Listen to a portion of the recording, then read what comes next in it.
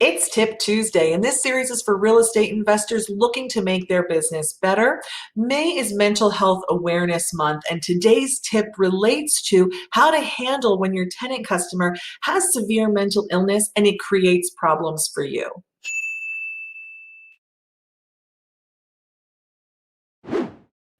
I'm Jennifer Ruelens, landlord, educator, advocate, and broker of One Focus Property Management. I talk with rental property owners every single day, and often they complain about tenant behaviors that can be attributed entirely to mental health disorders. And this is because mental health issues are extremely common. And when you're dealing with someone's home, this is a very personal issue, and it can bring about some of the biggest reactions from folks who struggle with this. So a couple of statistics to remember. In America, 1 in 100 Americans have schizophrenia, 3 in 100 have bipolar disorder, 7 in 100 have major depression, and 18 in 100 have anxiety disorders. When people have these sorts of issues, paranoia and anxiety are often very, very strong. So although you could be attempting to work on what is really a low stakes issue, this person, your tenant customer, can perceive this as an attack and go into survival mode. For instance, trying to talk to a tenant about compliance with picking up after maybe their animal. That can become a much larger issue if the tenant is struggling with their mental health.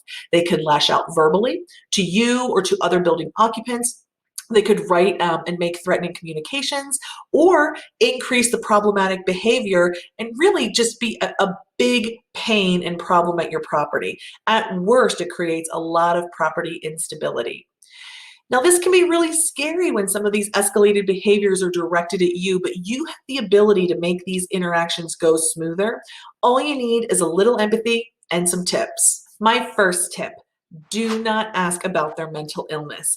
It truly isn't any of your business, and your only concern is whether they require any accommodation in their housing or your policies. And if they do need that, they'll make you aware. My second tip: reasonable accommodations to your policies or to the property may be necessary and are the tenant's right if they are disabled and have a disability-related need.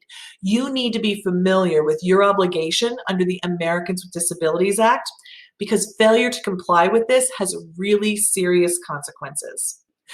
My third tip: when someone is suffering with extreme mental illness, being reasonable might not be in the cards. And in these cases, you must first remain calm. It doesn't help to have both parties exhibiting unreasonable behavior. Now remember that you're within your rights to require that a tenant adhere to your lease and be held accountable for non-payment, property damage, or dangerous and seriously disrupting behaviors. Direct threats to the health and safety of the property, tenants, and staff are not considered reasonable accommodations and do not need to be tolerated. So in summary, when enforcing these issues with people who are suffering from mental illnesses, I encourage you to have some empathy and consideration, but to be firm in your adherence to your lease and legal policies.